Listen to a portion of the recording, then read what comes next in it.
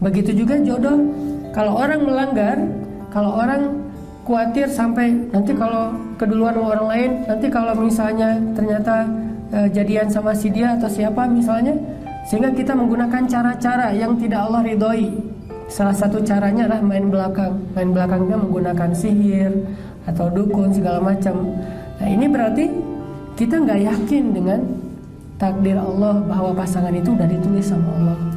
Kalau waktu kecil dulu suka kayak ngitung-ngitung gitu, nama dia hurufnya berapa, terus nama kita. Kalau nggak nyambung dipaksa-paksain, ujung-ujungnya nyambung aja pokoknya, gimana caranya. Ini pemaksaan takdir. Pernah nggak sih dulu nulis nama di papan tulis atau hitung-hitung angka atau huruf gitu? Saya dulu pernah dan nggak ada yang berhasil. Yang ditulis waktu masa-masa SMP, SMA gitu nggak ada yang berhasil. Ternyata semua ramalan, semua logika, semua hitung-hitungan itu nggak ngaruh, nggak termasuk kayak horoskop. Kita ini zodiak dia apa, dia sionya apa, terus apa baca setiap hari, setiap minggu. Oh minggu ini lo mending nggak usah datang ke rumah dia daripada ramai gitu. Justru ramainya gara-gara nggak datang misalnya. Atau ada aja terus dicoba diramal. Oh minggu ini bakalan bahagia, ada kejutan datang dalam kehidupan kamu soal masalah percintaan. Kalau baca kayak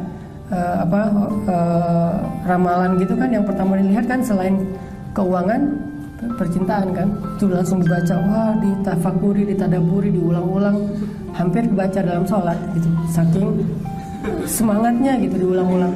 Quran susah dihafal, kalau itu hafal banget. Nah ini berarti kita nggak yakin bahwa pasangan kita itu udah ditulis di papan tulis takdir di Lauhul Mahfuz, udah ditulis, nggak akan ketukar.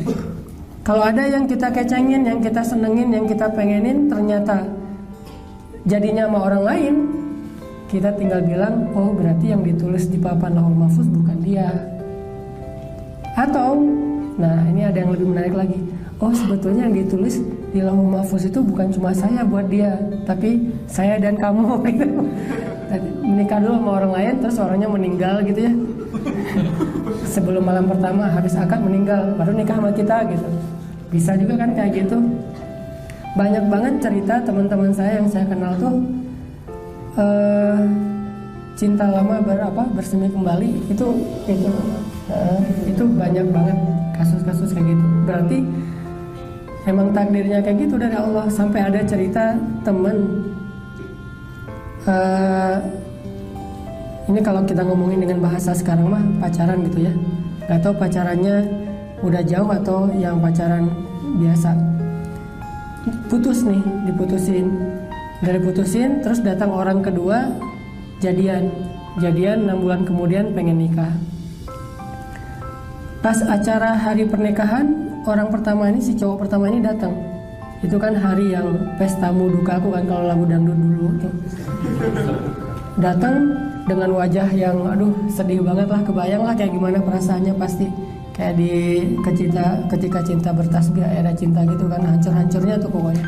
Tapi dia kayak pengen nunjukin sejatinya gitu, tetap datang walaupun tercabik-cabik, tergores-gores. Dia datang, terus pas salaman di pelaminan gitu, kebayang kan wajahnya, terus ekspresinya kayak gimana. Terus yang tadinya calon mertua nggak jadi juga ngelihatnya kasihan gitu, sampai ibunya berbisik, maaf ya nak, gitu-gitu. Wah makin nggak jelas aja pokoknya. Ditambah lagi lagunya waktu itu lagu-lagu akustik yang putus cinta gitu. Tahu aja sih si artisnya, si talentnya, tahu kisah mereka lah ya. Ini didramatisir dikit kayak sinetron. Tapi ceritanya kayak gitu, dia datang pada sedih gitu, termasuk si yang suaminya tuh pura-pura sedih, padahal dia bahagia banget gitu. Wah lo lihat nih gue berhasil nyalik lo gitu. Udah selesai acara itu, udah nggak ada ketemuan lagi, udah beres aja, masing-masing menjaga perasaan. Nah si cowoknya karena nggak bisa move on, tetap sendiri. Selang setahun si cowoknya mimpi malam tuh, dalam mimpi dia ngelihat si ceweknya gendong anak, terus diserahin ke si cowok yang ini, yang pertama, suruh digendong sambil ketawa-ketawa gitu. Dan padahal setahun itu dia udah nggak mikir apa-apa lagi, udah walaupun nggak bisa move on tapi udah nggak punya harapan apa, namanya udah nikah kan, udah halal. Tapi tiba-tiba mimpi. Setelah selesai bangun mimpi, paginya dia dapat berita kalau suami si cewek ini kecelakaan, lagi dirawat di rumah sakit, ya opname gitu.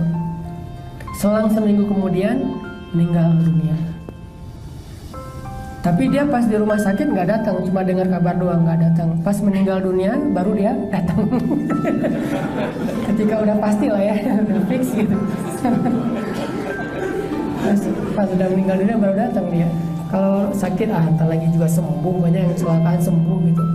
Tapi pas udah meninggal dia datang sampai ikut ke pekuburan. Nah waktu itu si ceweknya kan nggak boleh diganggu kan ya, masih berstatus masa idah. Waktu itu si ceweknya lagi hamil tua, suaminya meninggal lagi tuh. Selang sekitar 3 bulan kemudian ceweknya ngelahirin, berarti masa idahnya udah selesai. Dengan selesainya nifas, udah gitu tiba-tiba calon mertuanya nyuruh orang untuk ketemu sama cowok yang pertama, suruh datang ke rumah silaturahim lagi.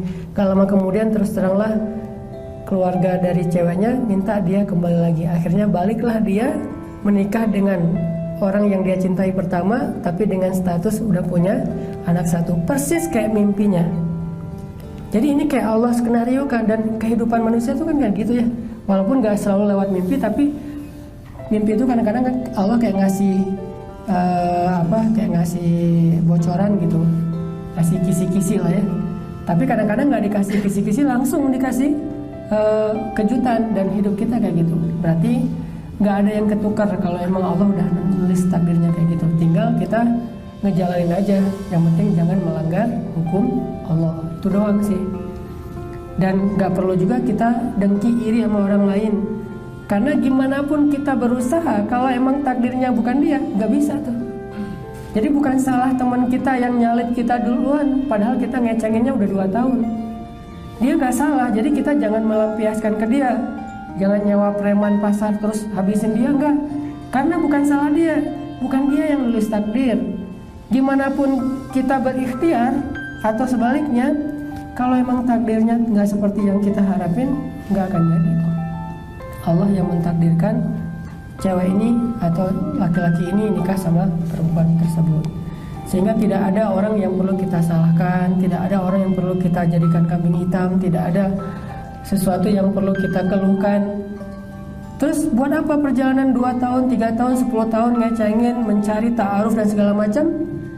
Di situ kita belajar tentang banyak hal, salah satunya tentang kebesaran Allah.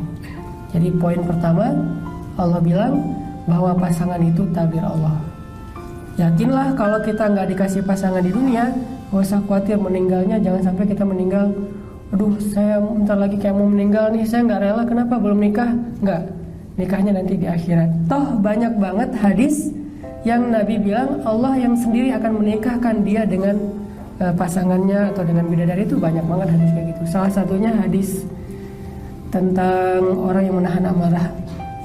Siapa yang mampu menahan amarah ketika dia mampu marah, kata Nabi, maka Allah Subhanahu wa taala akan memilihkan untuk dia pasangan-pasangan yang dia bebas mau milih yang mana aja. Allah akan berikan untuk dia pasangan, dia bebas memilih yang mana aja, nanti Allah yang akan menikahkan dia di hari kiamat. Dan itu hadis sahih tentang bab la taghdab, jangan marah. Dan hadis-hadis kayak gini banyak di dalam hadis Nabi. Ini menunjukkan bahwa akad nikah, resepsi pernikahan, wedding itu bukan cuma ada di dunia, ada juga di akhirat.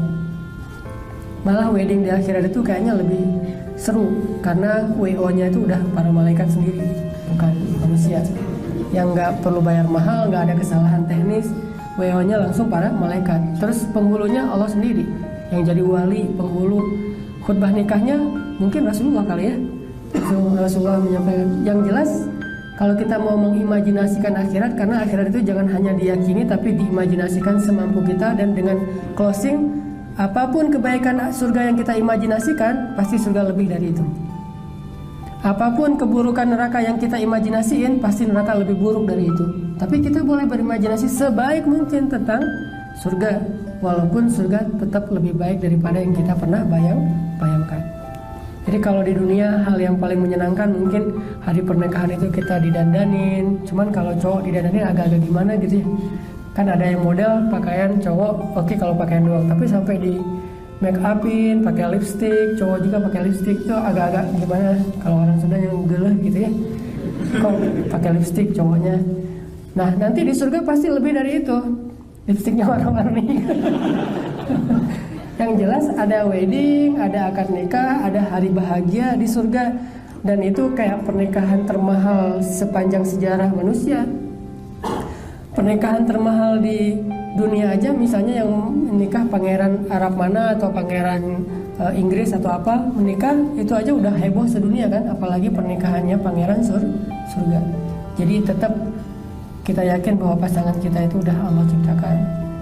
Terus kalau ada yang gak sesuai dengan harapan kita, kok dia jadi sama ini, kok ini sama ini, kok ini begini, kok ini begitu, kembalikan lagi, memang takdirnya Allah tuliskan demikian.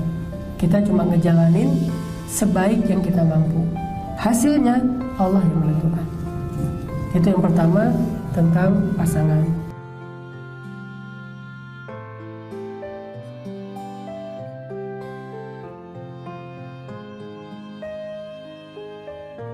Inggris atau apa menikah itu aja udah heboh sedunia kan, apalagi pernikahannya pangeran surga.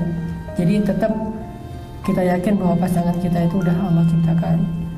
Terus kalau ada yang gak sesuai dengan harapan kita, kok dia jadi sama ini, kok ini sama ini, kok ini begini, kok ini begitu, kembalikan lagi, memang takdirnya Allah tuliskan demikian.